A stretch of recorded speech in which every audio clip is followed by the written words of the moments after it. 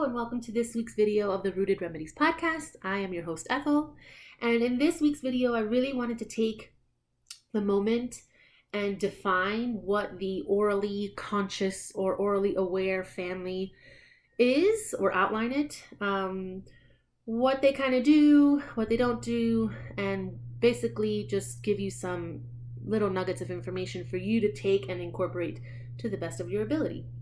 So I would say the first thing is you're not struggling.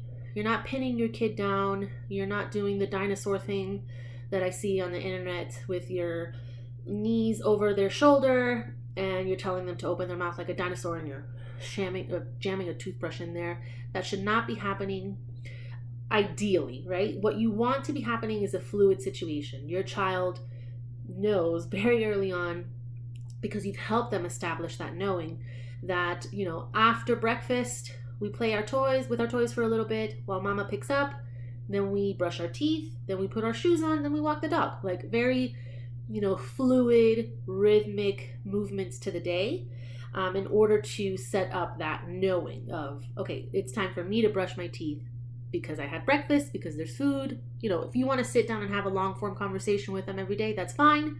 Not every day that's pertinent. So, I would say number one is establishing that rhythm, minimizing that friction, minimizing that power struggle. And like I say almost every video, they're toddlers. There's going to be days where they just don't want to do it. They don't want to do anything you say, it appears. But if you stay true to that rhythm, over time, you kind of break down those, walls of resistance, of friction. So that's number one, establishing that rhythm, that healthy habits of we do X after Y.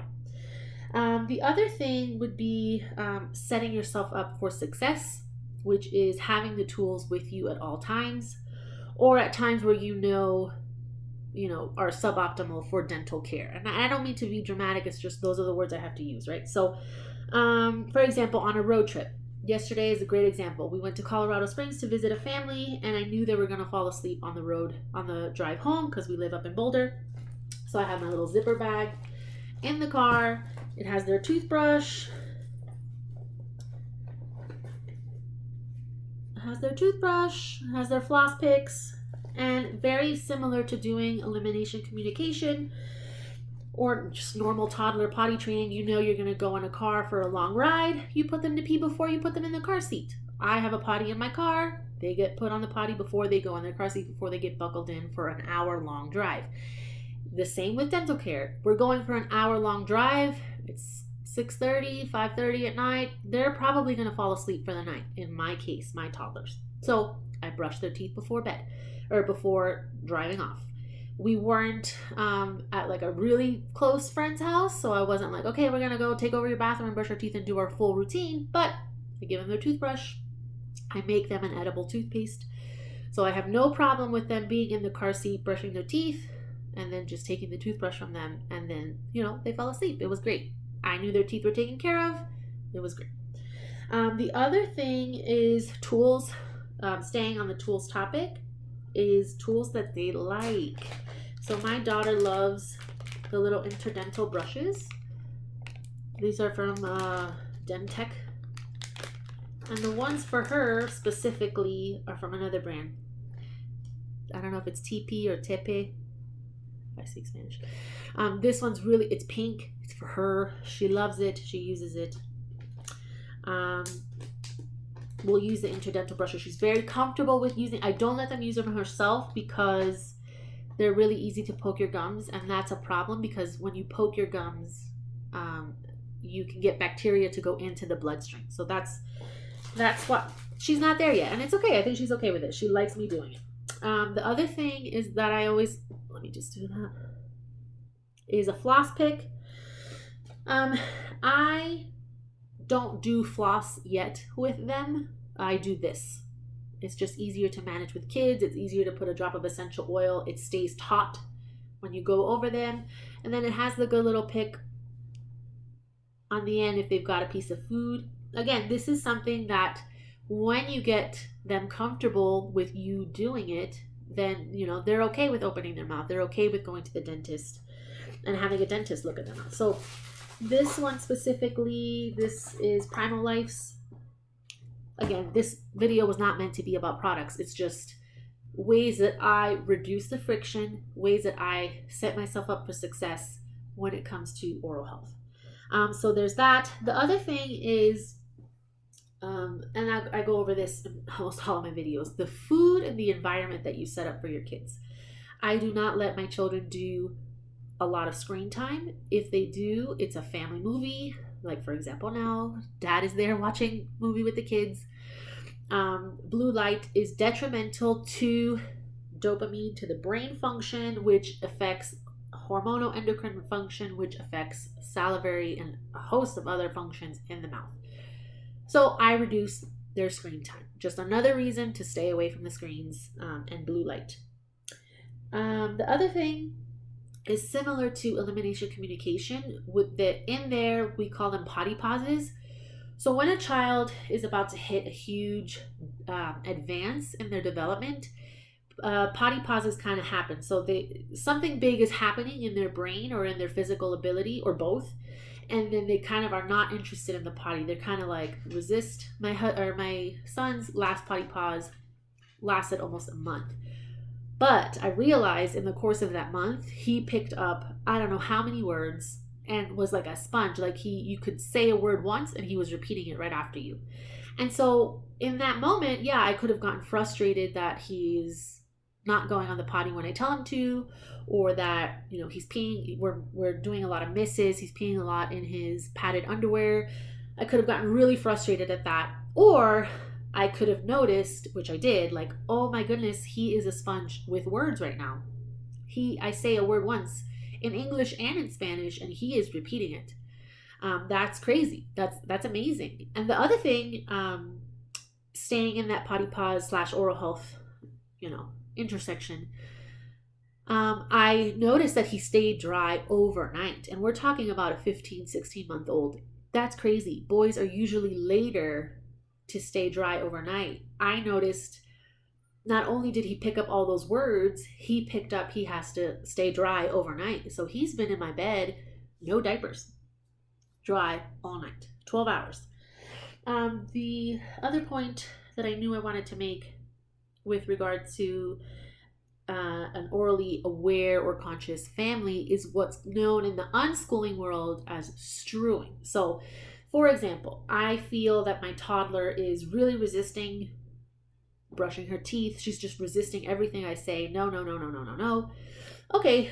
And we're having an issue where I want to really establish those connections. I strew things for her related to dental health. So I did not set myself up for success in terms of this video to show you the books, but there's a lot of children's books where there's characters or the person themselves brushing their teeth, where they're flossing.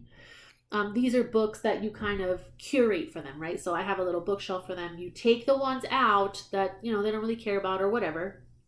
In my case, I do a lot of seasonality. Like in the winter, there's a lot of winter books about snow, books about sledding, books about the forest and the forest animals, spring, summer, so on. I'll add in dental care books and I'll say, okay, little so-and-so is brushing their teeth. Okay, great. When I find that there's extra resistance, I get dad involved and I say, okay, we've got to brush our teeth. I know you're tired as a parent, so you wait for your kids to go to bed to then do all the stuff that you got to do. But in reality, you have to incorporate your kid into your daily habit, into your daily routines. They need to see you brushing your teeth. It's rocket science, right? Yeah. They need to see you flossing. They need to see you getting into it. And so I have a video coming up on my bathroom setup for oral care.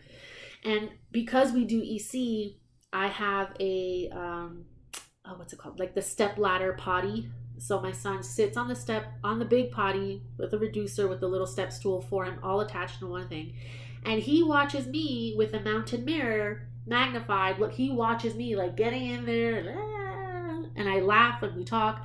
So he's doing his business on the potty, watching me do mine. And then sometimes, when he picked up the word brush, guess what? He's on the potty I hand him a toothbrush. Yes, does he get toothbrush on the handles and he's like getting it, like that's fine.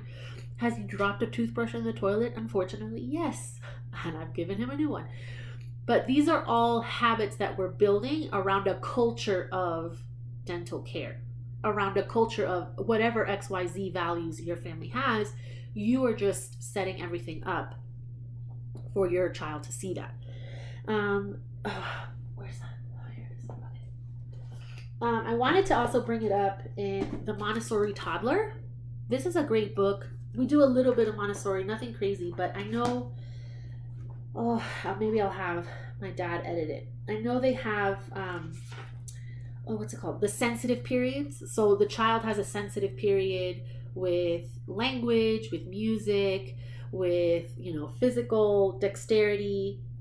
I can't think of any. I'll find it and I'll add it in the show notes. But in reality, this chart is great in the book. So this is page 224. Instead of this, say that.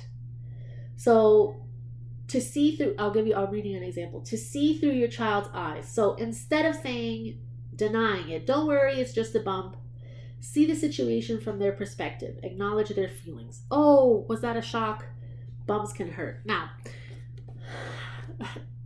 I kind of wallow or hang around in permissive parenting / authoritative / gentle. I don't do 100% gentle attachment parenting because I just can't. There's days where I'm like, no. I have a very headstrong child and a very headstrong son. They're both Aries, okay? So they both, when they're together and coordinated, I am defeated. They don't need to know that though. But in reality, what you want to do in that powerful observation of your child, you want to say, okay, I think they're going through a sensitive period, or in EC, elimination communication, we would call it a potty pause. Where are they? What are they leaning towards? What is their angle? What are they going through? Is it a music thing? Is it a language thing? In the case of my son with the potty pause, okay, we're going to learn toothbrush. We're going to learn floss. We're going to learn care. All these things. There's ways to set it up for you to kind of almost harness that energy or that focus, that real estate of their brain that's occupied with the one task.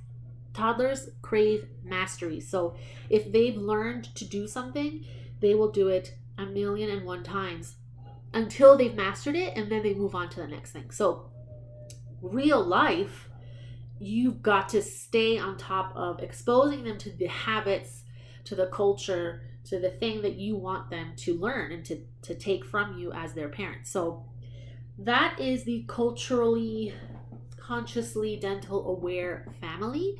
We are setting ourselves up for success in terms of having the tools and the information.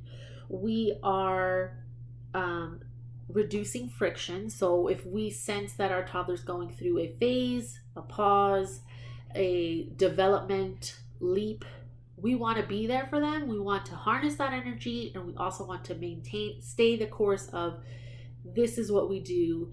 Okay, you're having a hard time with this. We still brush our teeth before we walk the dog, or before bed, after grandpa reads us a book. The other thing I wanted to bring up, it just came in my mind. So we have the Gunkles, the gay uncles. They come over every Friday, and it is the highlight of my daughter's week. She goes to ballet, and that's pretty much it. Just ballet, and then the Gunkles coming over, and that is, she is ecstatic. They leave Friday night, and Saturday morning she's like, the Gunkles are coming. What do I do as her parent all week? I leverage that love, that time, that whatever it is, that dopamine hit that she gets with her Gunkles to my benefit all week. So if there is any resistance with the toothbrushing, okay, if you don't brush your teeth, Gunkles are not coming. I'm going to pick up the phone. I'm going to call Gunkles. I'm going to say, Gunkles, Lola doesn't want to brush her teeth, so I'm sorry you can't come over. Okay, so if all week she's done great, guess what? I win because she's still excited that her Gunkles are coming. She still has a great time and her teeth are brushed. So you're the adult. Leverage the situation to your benefit. They will always want something, the toddler, right? They will always, need to go outside. They will always need to eat. They will always, whatever. You're not threatening. You're not coercing them. You're encouraging them. Hey, if you get your teeth brushed right now, do all the things that you need to do, you're going to get to go do this. You're going to get to see your uncles. Oh my God, so much fun. I bring out dental books for the Gunkles to read to her. And so it's like this match made in heaven, this hodgepodge of things that you don't think will happen. They totally happen. They kick off and then they're into it. Then they're running around with their toys and they say, hey, Gunkles, it's time for bed. You need to brush my teeth. Gunkle, they come, brush their teeth, they floss, they love it. They get to do it with a loved family member. I'm happy. I go to bed easy knowing that they've been taken care of that day, and it's great. All right. So those are a few things that we do. I would say the dentally aware family. It's changing because kids change. You change as a parent. I'm always learning. I'm always growing and building on it. Thank you for hanging out. If you like what you see, if you like what you hear, like and subscribe. I'm working on my course. All right. Very important. I'll add the email sign up for the course in the show notes. And share this video, or like I say, I get really sad if you don't share the video. All right, happy week. Thank you so much for sticking around. Love you. Bye.